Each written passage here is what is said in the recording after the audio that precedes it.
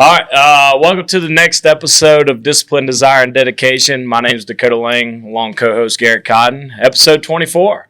Right here in Denver, Colorado. Special guest Tyler Alexander on. Welcome, bro. Yeah, I'm glad to be here. Appreciate y'all for having me. Absolutely, man. I just got in. You said let me pull this back. You said you came in Thursday? Yep. Got in Thursday. Landed about 1:30 at the complete opposite side of the airport that I was supposed to be on. I think I was in, which I've never been to Denver.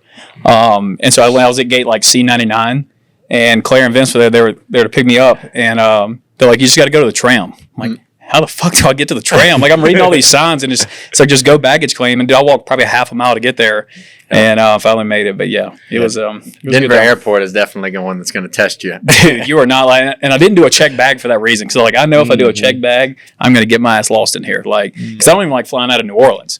But I did this time because the flights were so freaking expensive out of Baton Rouge. But I flew out of New Orleans, and I even going through there. I know New Orleans Airport now, but that is night and day different than Denver. Oh yeah, it was insane. I think it's funny you said that. The first time that I actually came down here to Denver, I was running late for my flight, and literally when you go back and you get down to where the TSA pre-check it's up a story, and literally I looked down and I was by myself, and I looked down and there's literally hundreds of people, dude.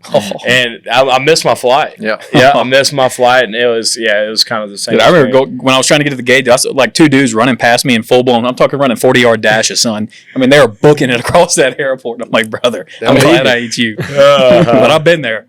Didn't you end up sleeping in the airport one night? Yep. Was that time? Yep. I missed my flight, and then I slept in Dallas airport. I got there at 1 a.m. and had to sleep till 6. Yeah, it was brutal.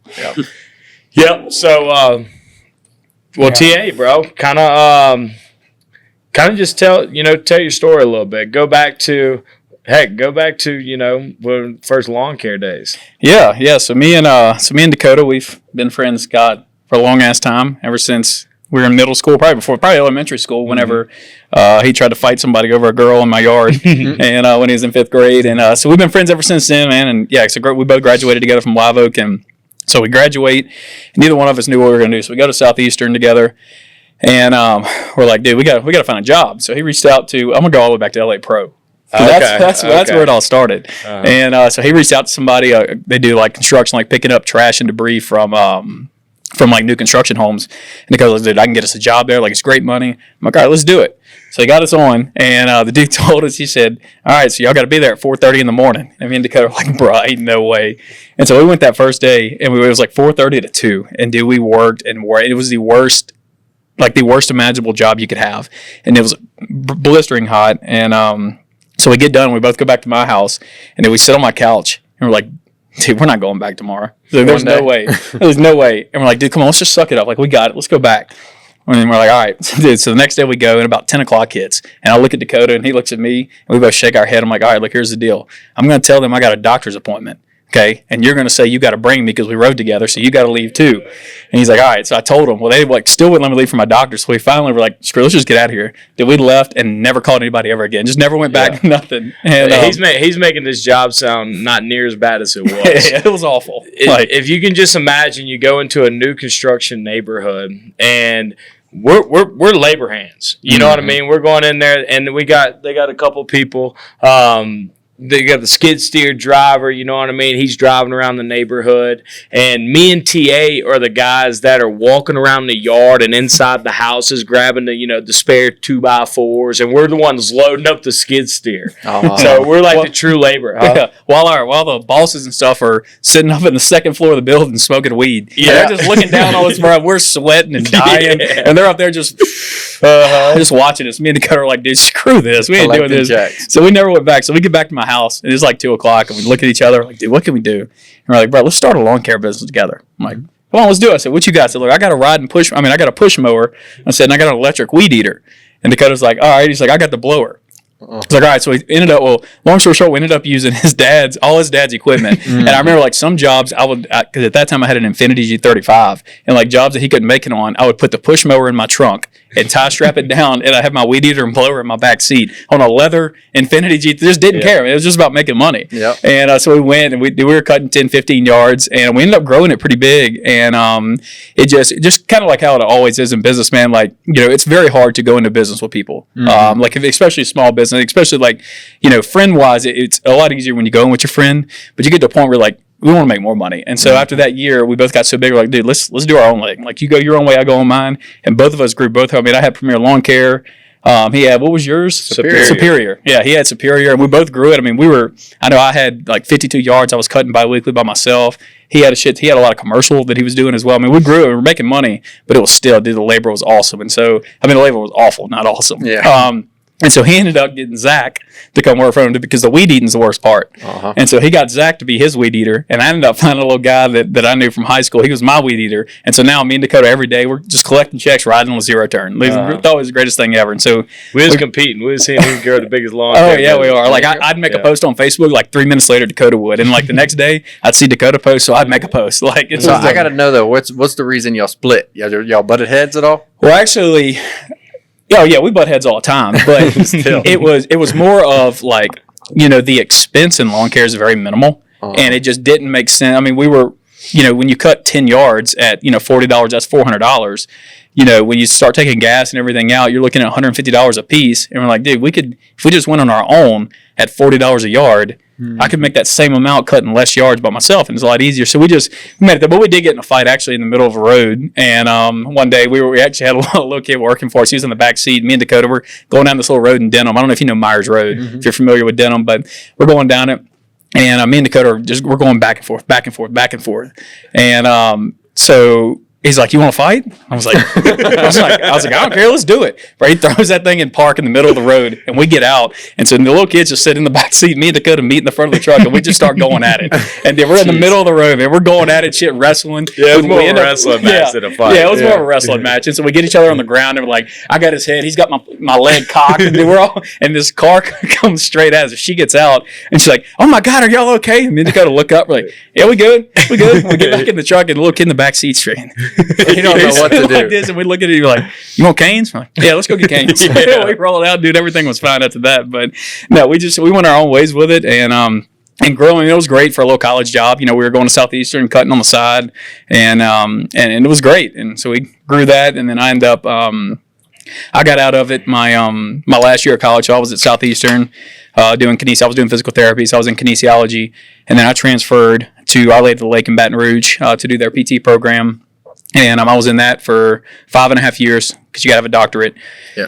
And so I sold my lawn business my last year, and this was in 2020. And so the fall of 2020, I was about to start my clinical, so I was going to be done. Well, I got my job offer from Mora Physical Therapy where I was working at, and it was way lower than student loans could even suffice. Mm-hmm. And so I was like, I can't do this. Like, as much as I love it, I can't do it. And I broke down crying that evening in my truck. Like, I was sitting in there, and I'm like, all I've ever known was physical therapy. I spent almost 6 years in this. I was like, I have nothing else going for me. And so I left there, and I call Colby, who's one of my best friends, and he worked at United Rentals at the time. And I'm like, dude, I said, I don't know what to do. I said, are y'all hiring? He's like, yeah, we'll hire you. He said, you just got to have a bachelor's degree. I was like, okay, sweet. And so I called Southeastern late. I was on my way home. I called Southeastern. And I'm like, hey, look, what's the fastest way I can graduate with a bachelor's degree? Like, do I go kinesiology? Do I go general studies? Like, what do I have? And she's like, well, you're fast. You only need 2 more semesters and you can graduate in business. I'm like, let's do it. And so I got my classes scheduled. This is, like I said, this was spring of 2020. This was in January. And so I called United Rentals. Colby set me up an interview. I signed a contract with them. This time, Dakota was working for United Rentals as well. And so I signed a contract, and me and Dakota were actually going together to Charlotte, North Carolina, January of 2021 to start working. And so my contract was signed, sealed. His was signed, sealed. We were rolling. And so I go through my spring semester, go through my summer classes. Well, I'll go to my fall classes. And granted, this is COVID. And I had to take 23 credit hours that semester in level 400 finance and business classes. And so it was going to be a lot. But I was like, dude, I got to do it. Like, I have no money. Like, I had nothing at the time. I was living off the grant money that everyone was getting at the time. That's the only way I could get by. And so 3 days before class starts, my advisor emails me. I was like, hey, we dropped one of your classes. I'm like, what are you talking about? And so I didn't go meet with him, and we sat in there. He's like, dude, he said, we're not offering electives right now because of COVID. I was doing tennis. It was one of my electives. And they were like, because of COVID, because of distancing, you can't do this. And I'm like, dude, that's not possible. I said, I have to graduate and leave in January. Like, we got to do something. I fought it. I had to go to the dean. And the dean's like, okay, look, here's the deal. He said, we don't do these because of COVID. He said, but I'll grant you an internship program. He's like, if you just find somebody that owns their own business and ride with them for 300 hours, we'll sign off on it and you'll be good. And in my head, I'm like, I'm taking 20 credit. There's no way I'm riding with somebody for 300 hours. Heck no. And I'm like, all right, so I get home. And I'm like, who the hell do I know that owns his own business? Knew nobody. I couldn't ride with United Rentals. I tried asking if I could ride with Colby or Dakota, and they wouldn't let me do it. And so I knew Darren James, which is my team leader right now in real estate. And so I remember calling Darren one day. I went to like 2 of his Halloween parties because his daughter and my wife are best friends. And I called him up. I said, hey, man, like, I know we don't really know each other. I'm not real close with you. I said, hold on real quick before you go. How old were you at this time? Let's see. So this was 2020. So I was, 18, 19, 21, 22. 22? Yeah, I was 22 at the time. Okay. And yeah, I was 22. And so I called Darren and said, hey, dude, look, I don't really know you. You don't really know me. Will you sign off on the sheet and just say I rode with you for 300 hours? Mm-hmm. And he's like, no. He said, I can't do that. He said, I feel bad about myself. I'd do it. He said, if you just ride with me one day, he said, it would make my conscience feel better and I'll do it. And that's just the type of person Darren is. Yeah. And I'm like, all right, dude, whatever. He said, when does it start? I said, it starts this week. He said, all right, I'll pick you up tomorrow at 8 a.m. at IHOP in Denham Springs. I'm like, okay. So I get home and I tell Shelby, I'm like, dude, I got to go ride with Darren. I was like, I have no want in real estate. Like, and so I go, he picks me up, and I'll never forget, we had 3 listing appointments and 2 closings that day. And I got home at 9 o'clock that night, and I just had a fire in me that I've never felt before. Mm-hmm. And I'm like, I told Shelby, I said, this shit's awesome. And so I called Darren and said, dude, can I come ride with you tomorrow too? And he's like, yeah. I said, all right. So I ended up riding with him for 3 weeks, and we started talking financials and money and, the freedom, not the freedom to do what you want, but the financial freedom that's there in real estate. And fell in love with it. And I remember October 7th, it was the anniversary of the day my grandma passed away. I made a prayer that night because I couldn't make my decision. Everyone's telling me, like, even my parents, Shelby, everyone's like, go to United Rentals, take the guaranteed money. Like, don't take a risk on a 1099 job. Oh, yeah. But there was just something in me that was like, benefits and all you're that. right, the benefits, everything you get, the security and the safety and all that. And I'm like, I've always been an entrepreneur. Like, I own my own lawn business. I've never worked for a corporation. Like, I know what it takes to make my own money. Yeah. And so I couldn't make a decision. So I made a prayer that night. I was like, God, just tell me what my path is. I was like, just tell me what route I need to go. Like, I don't know what to do. Just tell me what it is. And it was the craziest thing ever. Like, the next day I woke up, and it was like, there was no doubt in my mind what I was doing. Really? Like, I woke up that day, first phone call I made with Darren. And I got up and I said, hey, man. I said, look, I just want to let you know I've made my decision. I'm going to go into real estate. And I was like, would you accept me on your team? He's like, dude, I've been waiting 3 weeks for you to ask me this. He said, absolutely. Awesome. So I hung up with him. I called United Rentals. I said, hey, I want y'all to go ahead and cancel my contract. I said, I'm going into real estate. And so at this time, I had about $400 left from the Joe Biden grant money that they were giving out. And so I was ready to drop out of college. And I was dropping out, going to real estate. Darren's like, no, finish. He's like, you're in your last semester. He said, just ride it out and finish. So I was like, all right. So I finished in business. Graduated December 10th. December 11th, started real estate school. And I finished it, and I got licensed March 1st of 2021. And I had $70 in my bank account. And I had no way to pay my bills that month. That Valentine's Day, I couldn't get my wife, Shelby. She was my girlfriend at the time. Well, before you get into that, talk about some of the challenges. Like you said, you had $70 in your bank account. Kind of talk about, what was your mindset at that point? You know what I mean? Going to trying to jump into a life-changing career, and then you're looking at your bank account and you got $70 and you got to pay for a real estate exam and stuff like that. Talk about, like, what your mindset was and what helped you get through that, I guess you could say, challenge. For sure. I will tell you, and I'm going to get into this later as well, but mindset is everything in business. Oh, yeah. Mindset dictates every single aspect you do in your business. It don't matter if you're W-2 or 1099. And so whenever you're in, even compared to y'all's business, or like it is in real estate, man, when you have down months, when you have times where you're knocking these doors and just you're not getting a sell, like it's just a human nature to have a down mindset about yourself. Like, everybody has that. But the most successful people have the most positive mindsets about everything. And so at that time, I'd never known what money was like. I grew up with divorced parents. My dad worked in the plants. My mom was on disability. Like, we never had money growing up. And so I never knew what it was like. And so at that time, it's almost, and the way I explain to everybody, it's a fight or flight mentality you have, and that's the greatest thing to ignite you is when you're jumping with no money into a straight guarantee 1099 or straight non-guarantee 1099, no guarantee income, it puts you in a fight or flight mentality. When you have that other job, that part-time job holding you back, in your head, you're like, okay, if I don't make a sale today, I'm good. I'm still going to get paid from my other job. Well, when you don't have that, it's like, did this balls to the wall? Like, it's the exact, like I said, like it puts you in a fight or flight mentality. Like, look, either I'm gonna fight and get through this, or I'm gonna cave and get out. And so it's hard when you don't have money and you have a down mindset because just nothing has gone right in so long. But it's all about pivoting as well, and that's something I do a lot in my business that I'm going to talk about as well. And at that time, to see that I couldn't do Valentine's Day, that I couldn't really do Christmas that year.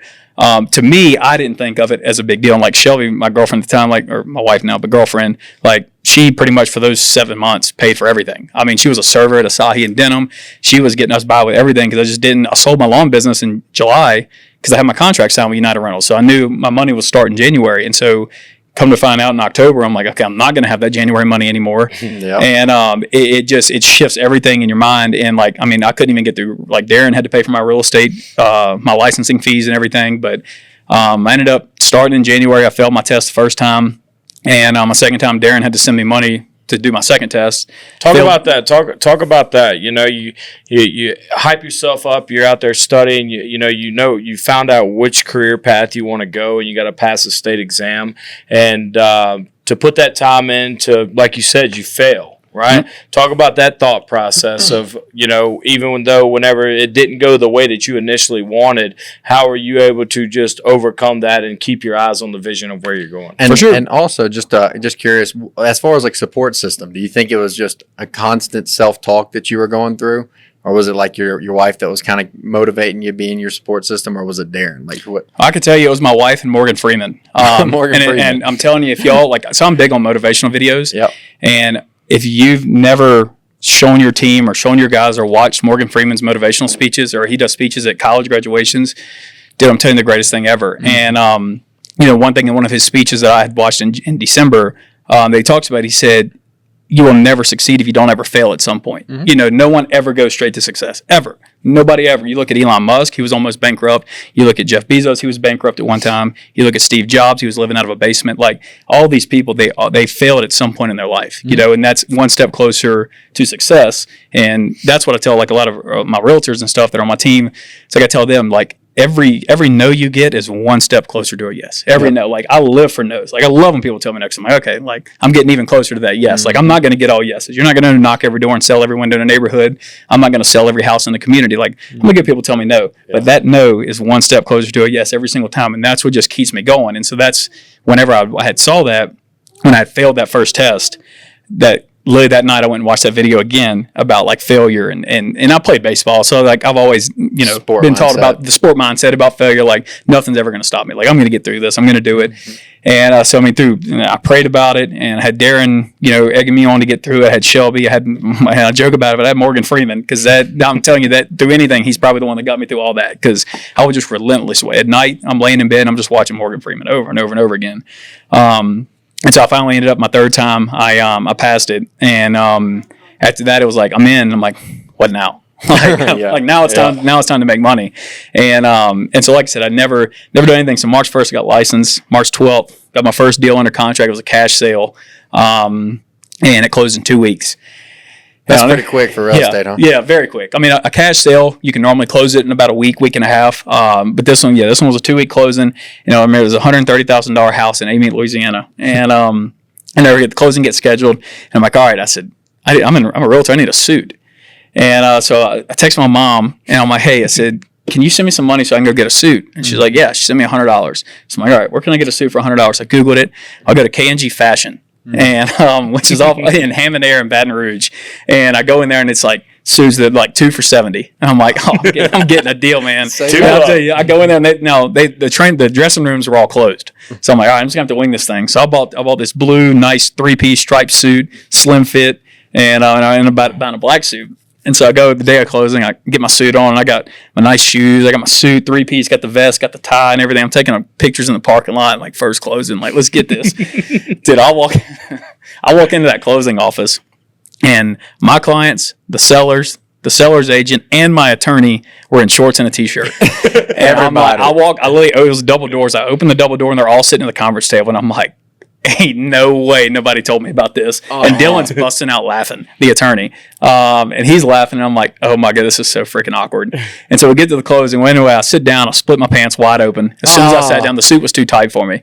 Split my pants from this belt buckle all the way down my ass into the back belt buckle. Like, I'm telling you, you could have opened them up like parachute pants. So like, I could have flew off these Rocky Mountains with them things. Like, so I'm like, dude, could this get any worse? And so we finished everything up, and back to like seriousness side of it, I ended up getting that check 2 days later. And it was a $1,300 check, and it was the first time ever in my life I'd ever had a comma in my bank account. Really? And I remember calling Darren, and I'm like, dude, I'm fucking rich. I was like, let's go. I said, I got a comma in here. So you don't understand. I've been alive 22 years, and I've never had a comma in my bank account ever. And like seeing that, like that fire, that first sale, it just took off. And in my first year, I ended up finishing top producer. I got nominated for Rising Star and won that for the year. So for the number one rising realtor in Louisiana. I ended up finishing that year at about, in 8 months, about 5.5 million in volumes, 22 units sold.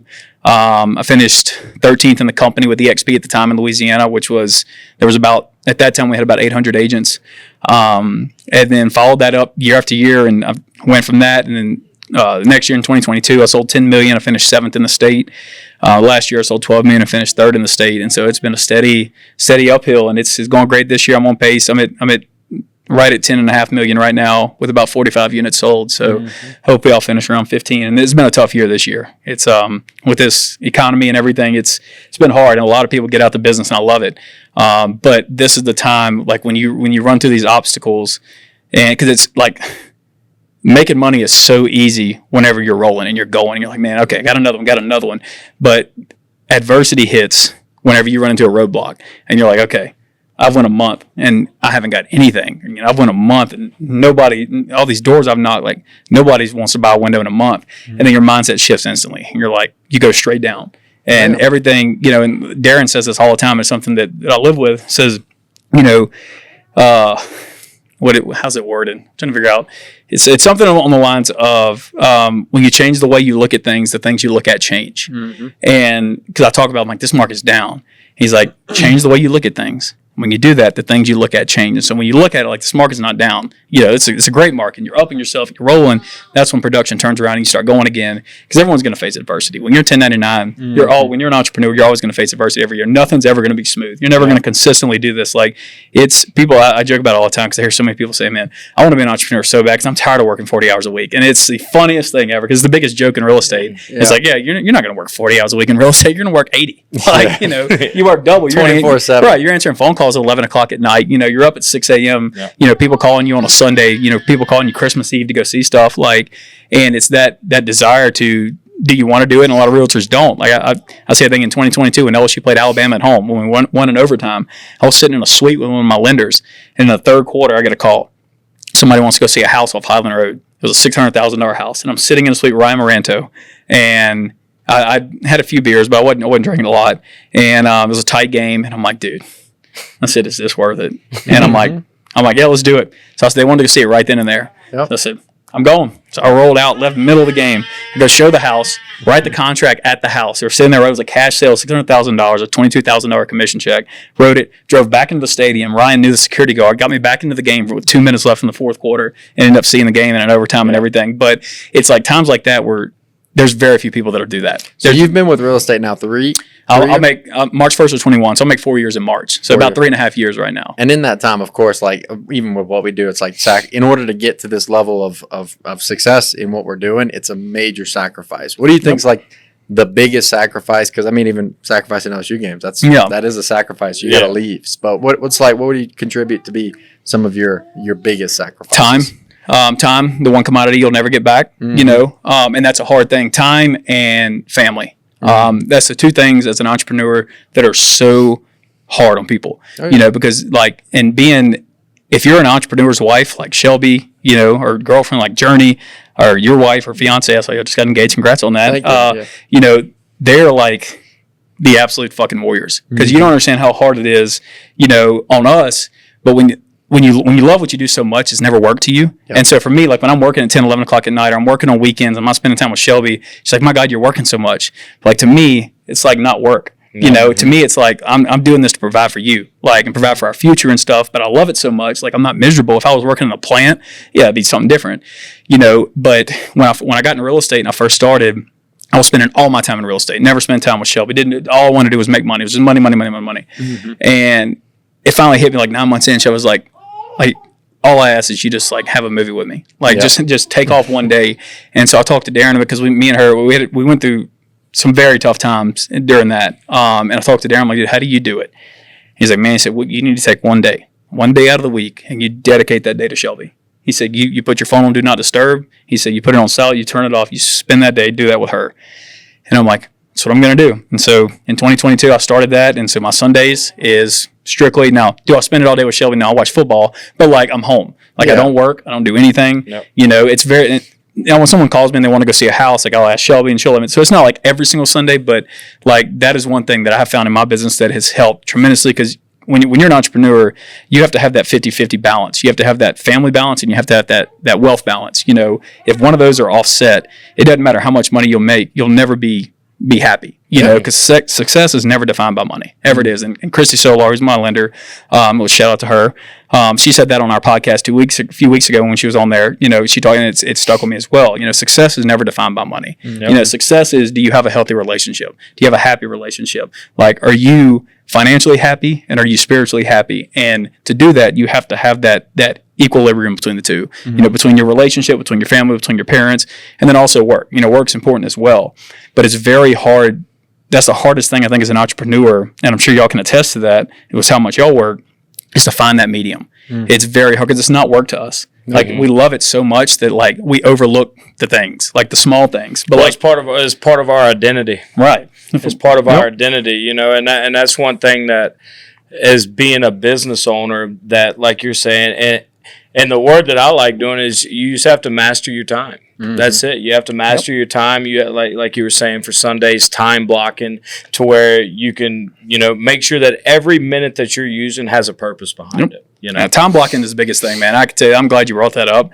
That is for any entrepreneur, whoever's listening to this podcast, man, if you don't time block, you need to go ahead and get out of the business. Like, because there's no way, if you don't have structure in your calendar and structure in your schedule, like if you wake up every day like, I don't know what I'm gonna do today. Like I'm gonna go knock a few doors. I'm gonna make a few phone calls. Like, dude, I have my day structured completely. Like I know exactly, like I don't even, the night before, I don't even need to check my calendar, because I know like it's a habit. And that's another thing that to lean into what I was gonna say earlier, man.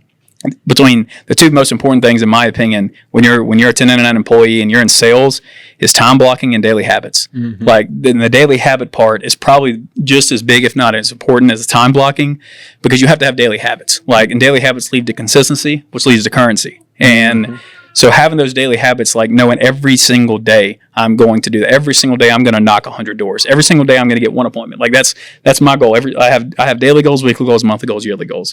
And like my daily goal is every single day I'm going to talk to 100 people. And every day I'm going to have one appointment, whether it's a showing, a listing appointment, a pre-approval letter going out, something. Like, now, do I hit that every day? No, of course I don't.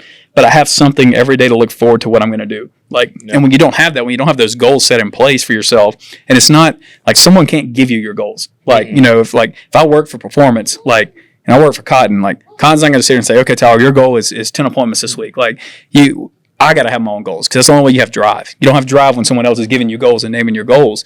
But you have to have goals, and you have to have daily habits, and you have to time block. Like, and goals, it sounds so cliche, but like vision boards. Dude, I've had a vision board since the day I've been licensed, and I look at it every day. It's hanging on my door in my office. So I have to see it every single day I walk in, and I look at that, and on my daily goal, it is one appointment. One something, just so I know I did some type of productivity. And just curious on this too, just on the habits talk. So I know for like me and Dakota and like a lot of people in what we do, we've got our goals. We'll do like a yearly goal, and then every couple months we'll kind of like redefine those goals. What's like some of the goals that you set for yourself in real estate that have never left that? So my one goal that I set since the day I got licensed is one appointment a day. That's always been my number one goal, is one appointment a day or 100 contacts a day, just so I know I tried it. Like, and when I say 100 contacts, I don't mean 100 phone calls. I mean 100 conversations. Yeah. You know, because 100 contacts doesn't mean anything. That doesn't get you anywhere. Leave a voicemail. Right. That's nothing, which I don't ever leave voicemail because they'll never call you back if they know what you're calling for. That's right. You leave that mystery in there. Curiosity. Right. Absolutely. But, the daily habit thing, like the 100 contacts, the one appointment, that is probably one of the main ones that has stuck with me this whole time. Now, a lot of my goals I've hit, like I had a goal where, I wanted 10 agents. I wanted a 10 agent team to be under me. Well, I've grown that now to 45 agents, in 4.5 months. I say that we joined in January. So since January, I've grown it to 45. But the daily habit, it could be something like the daily habit thing. It's not necessarily has to be a goal. It has to be what you're going to do every single day when you get in here, and for the window guys, like, okay, every single day I'm going to go and I'm going to knock a minimum of 100 doors. And I don't care how long I got to be out there. Like, I'm going to knock 100 doors and I'm going to have 10 conversations, like 10 solid conversations every single day. You can't go, okay, I have 10 conversations today. Tomorrow I'm going to have 2. The next day I'm going to have 27. Like, that's how your whole business gets thrown out of whack. No consistency. There's no consistency at all. And like I said, consistency, persistency, and currency, the 3 Ys, like, that's on my vision board as well. Like, those 3 all collide together. And consistency is the biggest thing in everybody's business. Every single entrepreneur will tell you that. Every single successful business owner will tell you consistency is everything. Consistency doing videos, which is something I struggle with, is, I get up and I'm rolling. I got a lot of deals going. And I forget to do videos.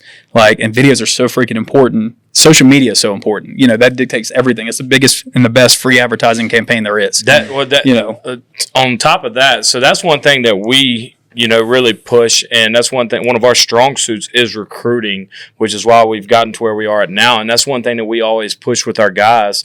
I see Eliana always, posting her videos now, and a lot of people are scared to do it because they're scared of the identity. Yep. Right? They're scared of the identity. To brand themselves. Yeah, to brand themselves, and talk about some of the like the struggles, especially with real estate. You're always, doing showings. I see your speed tours and stuff like that.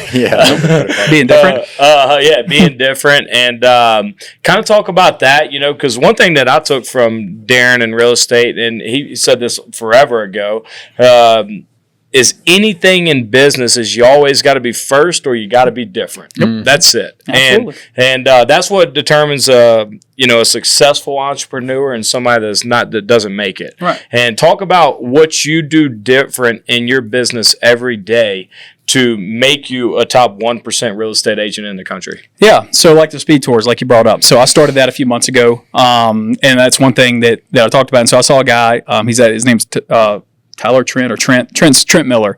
He was a realtor in Pennsylvania. We started doing speed tours on TikTok, and he would just run through houses really quick, and it blew up. Mm-hmm. And I'm like, I could do that. I was like, that's different. Like, nobody's doing that in my market. Mm-hmm. And so I did it. I shot it for the first time, and it blew up on TikTok. And I'm like, okay. I said, now how can I be even more different? Yep. And I'm like, I'm going to dress up.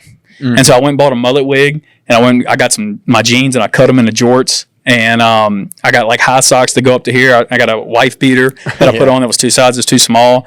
And so I got that, and I put on like sunglasses and stuff, and I started doing it, and it blew up. And I had people talking about me and everything. And people were laughing. Like, my friends joke with me about it, and they laugh and stuff. But like, to me, it's like, I don't do it like to publicize myself. Yeah. Like, that helps. That's a part of it. But what you're not understanding is, like, these videos, I'm getting millions of views from my clients on their houses. Like, if I was to just go walk through this office and take a video tour and post it on Facebook, I'd get 100 views. If I was to dress up as Joe Dirt and sprint through it, I'd get 1 million views. Yeah. Like, and that's the awareness that I see that nobody else does is like, yeah, you can laugh at it all you want, but like, the amount of exposure I'm getting my client. Yeah. Like, when I send my client that video and I show, hey, look, we had 780,000 people see this video today. I just want to let you know that. Like, that's the exposure I'm getting. And so it helps growing your business that way, because now they're like, okay, he's getting my business exposed out there. But, like Darren says, just like he said, you got to be first or you got to be different. And like Darren, for instance, he was the first one ever in our area to wrap his vehicle. And he wrapped it, and he was the first one. And he's always trying to do something different. And so, like, in business, it's very easy to get stale, and it's very easy to get comfortable. Complacent and comfortability, go hand in hand with business and with entrepreneurs, because they'll get up there and they'll have, they got 8 windows that they got set. Set appointments done, it's closed and everything, and so they get comfortable, like, okay, I don't have to work as much now. I'm getting that paycheck. And everyone does it. I've done it when I first got into real estate. I'm like, I got 6 closings this month. Like, I got 6 closings this month. Like, dude, I'm gonna snooze this alarm this morning. Like, I'm gonna sleep in. I'm gonna watch football this weekend, and that's what leads to failure over a long period of time, because what you do today affects you 90 days from now. Everything you do today affects you and your bank account 90 days from now. It doesn't affect you today. And that's what I tell all these realtors out there, like when they come into my office and, you know, I'm like, look, here's what you need to do. You got to be in there from 7 to 10. Like, make these phone calls. Do whatever. You're not going to see the difference today. But I promise you, 93 months from now, you will see this difference. You will see it pay off if you stay consistent with it. I always use the analogy of working out. You know, if you go to the gym one day a week, you won't see results after a year. You know, absolutely. If you do it every day of the week, in a month, you're going to notice your difference. Absolutely. It's and staying consistent with it. And I can't preach so much on consistency, but also on top of like being different and doing stuff, like when you're an entrepreneur, and another thing that I have on my board as well is, you know, when I tell you, hey, look, you can train with me. I'm going to show you everything I do. I said, but I can't do it for you. Like, I'm going to show you how to do it, but you have to implement it. And the difference between success and failure is implementation. And I can tell you to do this. I can tell you need to be at the office at this time. I can tell you need to talk to this many people a day, but I can't implement it for you. And if you're not going to implement it and do it, and you can say you're going to do it and tell me you're going to do it, but are you really doing it? What are you doing behind closed doors? What are you doing when you're not in the office? Like, are you going home at 11 o'clock and sitting on the couch the rest of the day? You know, and that's what a lot of successful entrepreneurs, like what we do on the back end, that nobody else sees. Integrity. Absolutely. Integrity. Absolutely. Doing what you're supposed to do when nobody else is looking. And what's kind of like the long-term goals for you with real estate? So you've got 44 people underneath you right now. So is the goal to get them to kind of like take your spot and push you higher? Or how's it work with real estate? So real estate's a little bit different than the kind of y'all's structure is with, you know, to go from knocker to closer to market owner and stuff like that. So it's a little bit different in real estate. So like I have 45 agents in my downline. So think of it almost like a pyramid scheme, but it's not. So you have 7 levels. Okay. So if I bring Dakota on, and Dakota's in my level 1. Okay. Every time Dakota sells a house during a capping period, so say he joined January 1st. So from January 1st to January 1st of the next year, every time he sells a house, I get a check off of it. Just like y'all's business is laid out. If Dakota brings somebody on, okay, every time that person sells a house, Dakota gets a check off of it, I get a check off of it. That person brings in, and it goes 7 levels down. You know, and so it's a passive income. That's all it is. It's strictly like I don't train these people. Half the people I don't even know. And my goal is to grow that. Like I want 100. I had 70 a few months ago, and it was like a big brokerage, and they ended up leaving. But my goal is to get it to 100. And have that passive income to invest in. But my long-term play is pretty much to have my downline take over my business to where I can go from I have to sell a house to I want to sell a house. Because that's my ideal goal to do that. And then the stocks. So we get stocks in our company as well. Like for every house you sell, you get stocks. You get stocks for sponsors. You get stocks for your agents capping and stuff like that. And we haven't IPO'd yet. So like I've been, ever since we joined this company in January, and we're getting... Talk about the company. Yeah, so the company's LPT Realty. So they're out of Florida, right in like the Fort Lauderdale area. So they're a newer company. We're only 2.5 years old. And Robert Palmer is the owner. He owns RP Funding as well. It's a lending company. He's a multimillionaire. He's had 3 businesses that he's taken from 0 to $1 million. And so he started this company up, and I was with EXP at the time, had my downline there as well, but I just wasn't seeing what I wanted. Like the company was too old at the time. There was too many agents, too many people knew about it, and there was too much competition to where like I couldn't grow my downline like I wanted to. I couldn't be a millionaire through passive income. And so I wanted to leave for a while, and then all of a sudden one day last June, I got a call from a guy I knew who left EXP and went to LPT, and he told me, I said, man, I just want to let you know. He said, I just moved to this company. He said, I really need to tell you about it. And so he told me, and 2 days later, me and Dakota were actually going to Dallas with Darren to go do a mastermind. To Houston to go do a mastermind. And so I told Dakota about it. He's like, dude, I'm in. So let's do it. So I'm like, let's talk to Darren on the way there about it. So we talked to Darren. I didn't know shit about it. Yeah, he said, I'm in. Yeah, I didn't know anything. Let's go. I just told him, I said, dude, we're going to be rich on this. Like, just trust the process. And so we talked to Darren on the way there, and Darren just wasn't having it. He's like, I have no want doing that. I'm not taking a risk on a new company, blah, blah, blah. And I'm like, okay, I understand. And so I thought about it. We went on from June all the way till October of last year, and the dude called me. He said, hey, man, look, we're opening up Louisiana in November. He said, and I want you to open it up. Okay. And I said, all right. So that's it. So I called Darren. I said, dude, look, I want to go. I said, I'm just letting you know. And he still didn't want to do it. So I gave it a few weeks. I texted him and his wife in a group. I said, man, I need to talk to y'all. So I went to their house, talked to him. I said, look, here's the deal. I said, I'm leaving. And I said, I want to grow this with y'all. Like, I want to do this with y'all, but I can't miss this opportunity. There's very few times you get to take a risk on a new company and grow it from the ground up. Time of entry is everything. Absolutely. I use the analogy of like ADT alarms. They've been around since 1997. where are those people at that were in the first 4 years of that business? Yep. That's where we're at today. Absolutely. Think of the people that got into Bitcoin 10 years ago. That's it. Yep. You know, were there like first. getting in something so early and watching it grow. Because I see the people that got in EXP early and are multi-millionaires now due to the stock. And that's the main reason, my driving factor on it. And so called a meeting with them and sat down with them, and they ended up wanting to do it. And so we left and came over here, and it's been great, man. Like I said, the stocks, my long-term, like back to your question on my long-term goal, like, you know, the passive income is definitely the goal, and it's starting now. You know, it's kicking in, but it's not where I need it to be, and I'm going to keep going. But it's hard. That's another thing that's hard is I want passive income, but I want to sell houses. But I don't necessarily want to sell houses for the money. Like, the money's fine. I want to sell it for the goals. Like, I know I got to hit my goals. Yeah. And it's hard to put 100% into both of them because it's physically impossible. You can't put 100% into two things. And so it's like, okay, do I do 60-40? Do I do 50-50? Do I do 70-30? Like, which one? And so, like, every week. And when you say passive income, is that more real estate like based, like rental properties and stuff like that? No, or? like just like the agents. Oh, so like through more every agents. house they sell, I like see what every you're house they sell, you know, and it's a few $100 for each one of them every house. But Mm-hmm. when you get 40 agents that are selling one house a month at, you know, $200 a piece, like that money adds up very quickly. Yeah. And so through that, the investment side of it, I looked into that. It just doesn't make sense for me to do that when I have this passive income opportunity, because this is a no risk passive income. Like, it doesn't cost me $1. I don't have to worry about hurricanes. I don't have to worry about interest. I don't have to collect rent. I don't have to do any of that. And I make 100 times more than a rental property will make. Well, you know, two agents. Also the good thing about it is that the people that you're bringing on is life changing for them. Oh, absolutely. Right. Absolutely. Because they grow their downline out as well. And that's what I explain to people. Like, you know, and I don't like to use the word recruitment in what I do. I like attraction. I think that's a much better. Recruitment sounds very pushy. Like, I like attraction. Like, I should never have to sell anyone on my company, and I don't have to sell anybody on LPT. Like, I'm gonna sit down with you, and in 10 minutes, I'm gonna ask you a simple question like, do you want to change your business? It's easy as that. It's a yes or no answer, and everybody in the world is gonna say yes. Do you want to grow your business? I'm gonna sit down. I'm gonna show you exactly how to do it with LPT and why every single aspect of our business is better normally than that company. Now, is it for every realtor? No. There's realtors that love other companies and they're stuck there, and that's fine.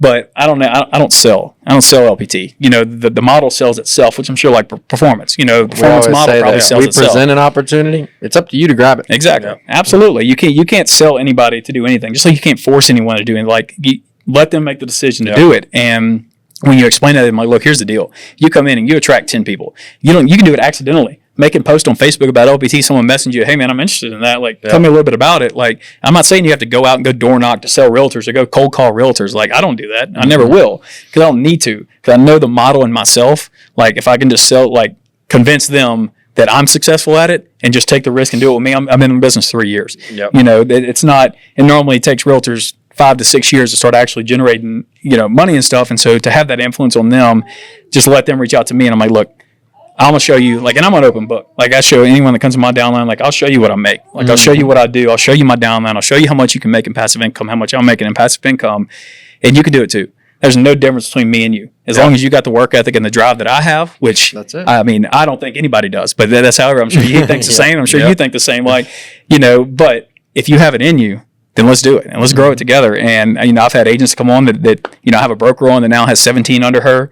I have a few individual agents that have 3 or 4. Like, they've grown and done it. And, you know, even 3 agents, I mean, you're talking an extra $1,000 a month at some points, you know, to pay a mortgage. Like, makes a difference. So you present, just like you said, man, you present the opportunity and let them grab it if they want it. Like, if they don't, go do something better. We'll still be here, man. Yeah. You go try Keller Williams, go try Cole, go try these other brokerages. I'll be here when you're done. So, but every day that passes, that opportunity gets less and less, because the more this company grows, the less money you're going to make because you're not in it at the ground level. Yeah. You know, and that's how I sell it to people. It happens all the time. Yeah. And like, for my time, I've been with the company now for like 2 years and a little over 2 years, about 2 years and a couple months. And of all the people that have came up here, it was never me reaching out to them like, please come up here and come work. My first recruit ever, I tried to recruit his older brother, Trent Crafasi. You know Trent. Yeah. Dylan Crafasi just so happened to be not going to college, fresh out of high school, needed something to do. So here he came. Me and Dakota, we got on the phone. We always talked and stuff. And then, you know, I was talking to him about how I had a guy come up here that just like screwed me straight up. You know, came all the way up here, watched me make money, and then went home. And Dakota was like, man, if you had done that for me, I'd be up there in a heartbeat. And I'm like, well, what time can you go? No doubt. But it wasn't like ever me reaching out trying to recruit. But it's just the opportunity has been seen, and it's just put your head down and grind and look, follow suit. Yep, absolutely. Opportunities everywhere, man. Like in this world, I talk about it all the time, man. Like in this world, it's so easy to be successful nowadays. Like there's so many opportunities as an entrepreneur to be like so many different businesses you can do, whether it's, all the way down to drop shipping, or whether it's selling windows, whether it's selling roofs, whether it's selling doors, whether it's selling houses, whether it's selling cars. Like sales is like the gold mine right now. Like you fast forward back 15 years ago, and this wasn't a thing. Like realtors weren't making $500,000 15 years ago, like commonly, and now it's like every day you see a realtor hitting $500,000. Yeah. And so things have changed so drastically. And it's like, dude, you go work a 9 to 5 and I will work my 1099. Like, yeah, my taxes suck, but I have write-offs. But like when you compare like your week compared to my week, like, and that's another thing I love about real estate is cool. And this is probably my biggest thing is that like the uncertainty of the money, like knowing that like on Monday I can wake up and like this week I can make $40,000 or I can make zero. I don't know, but I know for a fact that I wake up and the harder I work, the more money I earn. Yep. If I work in a plant, the harder I work, I still make the same money. That's I literally made a post about that the other day because Guppy made like $24,000 in a week. Yep. And I said, stop getting paid by the hour. Stop getting paid by the hour. If you just stop getting paid by the hour, you can scale yourself to levels that you never even thought of. Absolutely. And it's tough, man, at times. I mean, like for July and August, man, it was my 2 worst months I've ever done in real estate. And I tried pivoting. I tried doing all these different factors, and nothing was working. I'm like, man, this sucks. I went 2 months without a paycheck. Oh, yeah. And now, looking at me now, doing the same stuff I was doing, preparing myself for 9 days from now, I have $3 million closing in the month of October, 10 deals, all because 2 months ago I didn't have anything, but now I'm going to have, X amount of thousands of dollars closing in 1 month. Mm-hmm. But my daily habit never changed. Yep. My daily habit stayed the exact same because I just stayed the course. I didn't change anything up. And I'm like, okay, this is not working. Like, I got to do something else. Like, stay with it. I did my speed tours. I kept going my speed tours. Like, all these speed tours I did, no one ever called me off those houses to go see them or anything. But that wasn't the reason I was doing it. Like, if it was, I would have stopped doing it because I'm like, okay, this is not getting me anywhere. Right. But it's getting me publicity. People ain't blowing you up. Hey, can you sell my house? Right, no doubt. I see your speed tour. Can you do one of mine? Yeah. Like, that never happened. Realtors did that, but like no clients ever did that. But that, like I said, that wasn't the whole reason I was doing it, but I stayed the course and stayed consistent with it. And now, I've completely turned things around and done, 1/4 of what I've done the whole year in 1 month. So that's amazing, bro. Yeah. You got anything else? Not so much. Yeah, no, a lot of info for sure. Yeah, absolutely. A lot of info. Well, hey, look, if you're thinking about getting into real estate, reach out to TA. Top 1% real estate agent in the state of Louisiana and in the country. Completely changed his life around. Came from $70 to obviously producing what'd you say you're on pace for? $15 million. About $15 million this year. Yeah, that's impressive, bro. Yeah. That's very impressive. So, and before we drop the pod, I think it's hilarious because the first time that I came up here, Cotton saw me because I was in real estate with you, and Cotton saw me on that phone all the time. Cotton talk about me, that. It was crazy because I got him up here, and I knock a door, I talk to you for 6 minutes, and then I never see you again. Yeah. Because I just set the appointment, and then there's a closer who comes in, right? And now there's a whole process. But for me, my job was like 5 hours a day, and I nobody calls my phone for any reason. When he came up here and we'd knock a door, he's like, "Oh, I gotta take this. I gotta take this." And I'm like, dude, that looks miserable. Nonstop, man. And we got all the way back to the house. At the end of the day, he's still on the phone. And we sat down, and I'm like, I don't know if I want to do this. But now, as you work your way up and being a market owner, I'm to the point where every day it's just nonstop. That phone don't stop ringing. Absolutely. More money, more problems. That's right. The phone calls are good. The phone calls be equal money. Yeah. So more money, more calls, more problems. That's right. So no doubt. Well, heck yeah, bro. We appreciate you coming on. Great story. And where can drop it like an Instagram, something like that? I don't use Instagram, but Facebook. I don't even know my Facebook's Tyler Alexander. Yeah, you can look him find up. it. Y'all look me up. My number. Can I put my number out on there? My number is if y'all are interested in real estate or anything like that. We do have LPT up here in Colorado. So if anyone is interested in joining our company, we do have brokerage up here. Well, y'all are out there. Well, this is for throughout the whole country. Y'all are in how many states? Yeah, I think we're in 48 states right now. Should be by the end of the year this year. We'll have every state open. And then we're open in seven places in Europe. We're getting open as well. So we're getting worldwide at the end of the year. Damn. So we'll be open everywhere. So yeah, if any of you are interested, my number is 225-955-0008 if you're interested in anything like that. But yeah, I appreciate you guys having me on, man. This was fun. Awesome. Heck yeah. Well, thank you guys for watching. Make sure you like and subscribe to the channel and share the post. See you next time. thanks.